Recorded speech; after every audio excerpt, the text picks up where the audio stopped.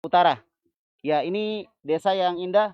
Alhamdulillah kita bersama teman-teman dari Kolaka dan juga teman-teman dari Makassar, dan ini adalah kegiatan safari dakwah dan termasuk desa yang insya Allah terakhir kita kunjungi ya untuk safari dakwah ini. Sekarang saya bersama dengan salah seorang aparat desa. Saya juga belum kenalan. Namanya siapa, Pak? Naslam. Ya, Naslam. Naslam ya, dengan Ya. Pak Naslam, salah seorang aparat desa di Desa Raudhah ini. Ya, mungkin kita akan bincang-bincang sejenak dengan beliau terkait dengan Desa Raudhah, ya, apa dan bagaimana supaya masyarakat mungkin cinta dengan desa ini dan mungkin ya 1-2 kali bisa hadir dan datang di sini. Ya, mungkin Desa Raudhah ini ada sejarahnya. Kenapa dinamai Raudhah? Menurut sejak awal, waktu tahun awal masuk orang di sini, Iya. tahun 1979, 79 itu gelombang pertama, kalau saya tidak salah, orang dari Nrekang datang sebanyak 7 orang. Oh, 7 orang. Iya, nanti setelah berikutnya sekitar tahun 1980 itu kurang lebih 20 sampai 40 orang yang datang di sini, yang difasilitasi oleh beberapa orang-orang tua, termasuk orang tua yang ada di sini yaitu Bapak Haji almarhum Jupri Tambora. Iya. Mereka datang pada saat itu, dia ditampung di rumahnya di salah satu kampung di Desa Lambai pada saat itu yang bernama Gunung Sari. Kemudian orang-orang tua pada saat itu berembuk bahwa kita butuh tempat di mana tempat itu bisa kita melangsungkan kehidupan untuk bisa melanjutkan kehidupan berikutnya. Iya. Oleh karena itu, dengan kesepakatan orang-orang pada saat itu, menurut cerita, dia mengantar teman-teman dari Nrekang yang ada di rumahnya pada saat itu masuk di lokasi yang ada di bawah, di Dusun 1 sekarang. Oh, di dusun. Jadi ini belum ada ya? Ya, belum. Jadi dia berada di Dusun 1 dengan kesepakatan bahwa kampung itu dikasih nama Roda. Iya. Iya, dengan alasan pada saat itu ada katanya salah satu tempat di Arab Saudi atau di Madinah. Iya, di Madinah. Iya, ada salah satu tempat di situ yang diberi nama Roda. Ya, yaitu apa artinya? Taman surga. Pada saat itu mereka sepakat bahwa itu adalah nama yang paling pas. Berjalan beberapa waktu kemudian, di antara orang-orang yang pertama datang pada saat itu, mereka memanggil sanak familinya, kalau keluarganya yang mau datang. Karena kebetulan pada saat itu dilihat kondisi lokasi bagus untuk bercocok tanam. Sehingga dilihat kondisinya ini paling pas kalau misalnya kita mengembangkan pertanian dengan berdampingan dengan ilmu agama, karena memang orang tua itu kalau dilihat dari situasinya memang orangnya agamawan. Iya, agamis. Jadi sejalan dengan itu, orang-orang tua yang termasuk diantaranya yang 7 sampai berapa orang itu sepakat bahwa di Desa Roda itu ada 3 yang harus kita blokir, yang tidak boleh ada di sini. Yang pertama itu minuman keras. Yang kedua perjudian. Yang ketiga pencurian. Iya. Jadi ada 3 yang selalu sampaikan, bahkan sampai sekarang termasuk orang tua yang masih ada, itu selalu ditekankan supaya ini kalau bisa sama sekali tidak ada tempatnya kalau di Roda.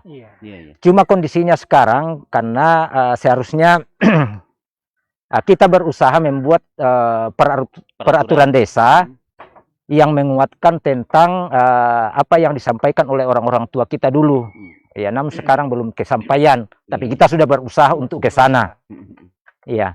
Namun sering juga disampaikan oleh pemerintah, baik pemerintah yang awal-awalnya kita mekar dari Desa Lepas Ipasi, itu sudah direncanakan bahwa di Desa Roda itu hal-hal yang bertentangan dengan ajaran agama Islam itu kita tidak biarkan berkembang. Bahkan untuk kenakalan-kenakalan remaja kita upayakan untuk selalu kita batasi. Iya, apalagi kondisinya sekarang perkembangan anak muda sekarang itu luar biasa memang kalau kita tidak jaga khususnya di bidang pendidikan agama.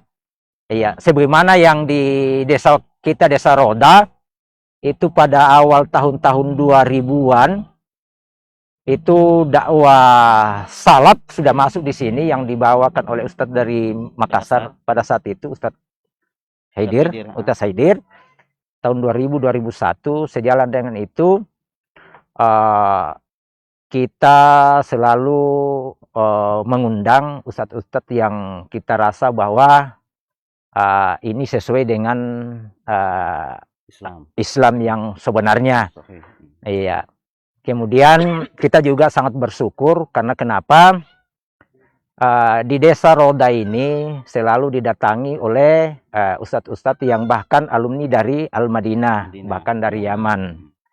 Iya, diantaranya bahkan ada ustadz dari Jakarta yang pernah datang di sini, termasuk Abdul Bar, termasuk di antaranya Ali Basuki, bahkan di antara ustadz-ustadz juga yang dari Kendari, bahkan termasuk juga ustadz. Iya, Ustadz Bambang Abu Ubaidillah. Iya.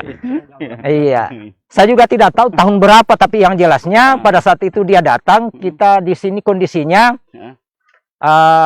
pernah Ustadz jalan kaki dari persimpangan sampai di sini sepanjang 3,7 kilometer. Iya. Luar biasa memang. Masih mengenaskan jalanannya di. Iya, jadi Ustadz pada saat itu pernah juga naik hardtop. Ya, kebetulan pada saat itu yang menjabat sebagai pemerintah pada saat itu Bapak Soeharto Abu Daris, yang pada saat itu ada mobil hardtopnya. Jadi dia selalu berusaha pada saat itu mendatangkan ustadz penceramah yang bisa memberikan kita pencerahan bagaimana agama yang sebenarnya, yang sesuai dengan pemahaman salafus soleh. Kemudian sejalan dengan itu juga terjadi pergantian pemerintahan. Pak Desa baru luar biasa juga karena dibantu oleh iparnya yang kebetulan banyak ustadz yang dikenal. Jadi selama ini kita kedatangan beberapa ustadz yang terkenal, termasuk yang bertitel LC itu sudah sampai di tempat kita, termasuk juga yang kemarin beberapa bulan yang lalu, termasuk Ustadz Mustamin Musarudin LC yang dari Kendari datang di sini. Ada videonya, Pak? Saya lihat ya. Ada videonya pada saat itu. Oleh salah satu stasiun televisi ya. Iya, TVRI pada saat itu kayaknya. Iya.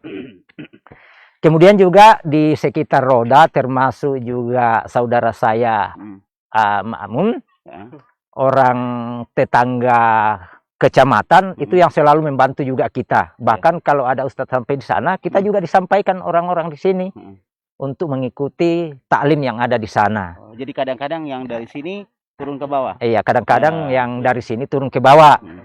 Iya, tetapi yang paling banyak dia yang paling banyak naik di sini. Iya, karena seringnya kita di sini didatangi oleh para ustadz. Iya, kemudian juga ini safari dakwah ini itu juga saya lihat termasuk juga dia ada di situ salah satu pengurusnya sehingga terlaksana ini safari dakwah di Sulawesi Tenggara. Iya, yang diisi oleh ustadz sendiri.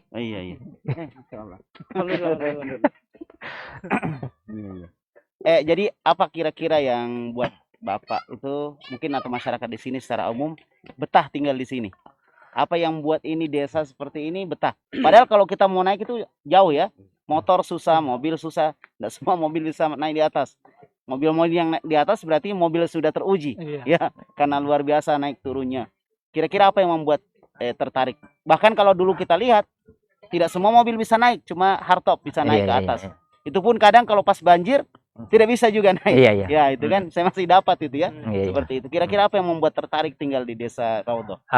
Yang pertama, mungkin masyarakat paling suka dan senang dan tertarik tinggal di sini karena kondisi alamnya dan kondisi dari pengaruh-pengaruh yang tidak ada manfaatnya untuk kehidupan kita, terutama ini di kehidupan akhirat. Iya. Jadi alamnya subur, Pak, Iya, ya? iya. Kalau alamnya di sini, alhamdulillah hampir semua jenis tanaman itu bisa kita tanam dan bahkan bisa berhasil. Iya. Apalagi kondisinya sekarang di masa pandemi, banyak sekali kegiatan yang dibatasi. Tetapi alhamdulillah kita di sini, masyarakat di sini yang memang asalnya kita petani yang dari Enrekang, ya bahkan yang dulu-dulunya ada terpikirkan bahwa dia akan melaksanakan pertanian hortikultura. Oh iya. Iya, tapi sekarang alhamdulillah dengan berbagai kemudahan dan rezeki dari Allah Subhanahu wa taala sehingga masyarakat yang ada di sini itu merasa tenang dan senang, bahkan bahagia, ya terutama dalam kondisinya. Apalagi kita di sini selalu didatangi oleh para ustadz memberikan kita pencerahan mengenai masalah agama, khususnya yang sesuai dengan pemahaman para salafus soleh. Iya, para sahabat. Iya, para sahabat.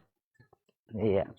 Wah, ini menunjukkan bahwa kebahagiaan itu ternyata bisa datang dari kesederhanaan. Iya. Orang sederhana belum tentu susah, orang yang mewah belum tentu bahagia. Iya. Itu Adi. Iya. Iya. Sebagaimana juga tadi pembahasannya Ustadz, kalau orang kaya itu di sini, di hati. Iya. Iya. Sekalipun banyak harta, kalau kita tidak merasa cukup, nah itu merasa miskin. Tetapi kalau kita orang sederhana miskin, tetapi kita selalu merasa cukup, alhamdulillah. Itu kita syukuri semua apa yang diberikan oleh Allah Subhanahu wa taala. Ya, sebagaimana pembahasan di masjid tadi bahwa kalau kita diberi nikmat dan rezeki, bersyukur.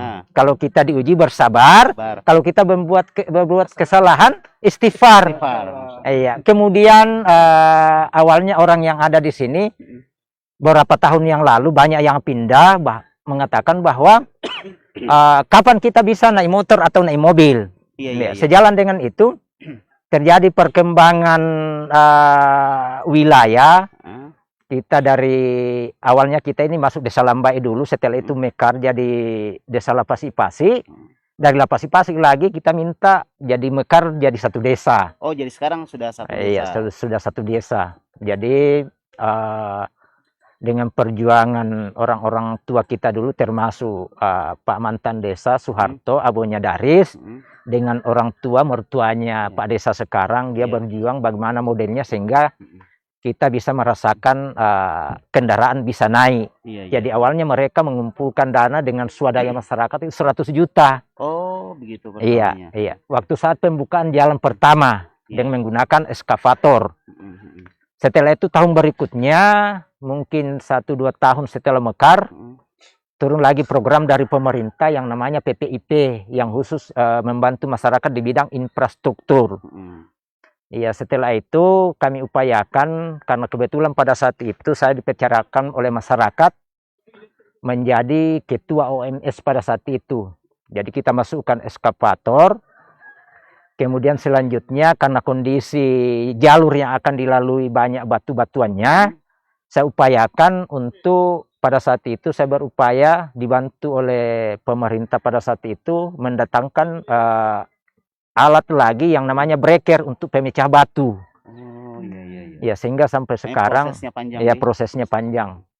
Setelah itu jalan sudah bisa dilalui, turun lagi programnya pemerintah yang namanya PMPN Mandiri. Oh iya. Jadi awalnya PMPN masuk di sini tahun 2007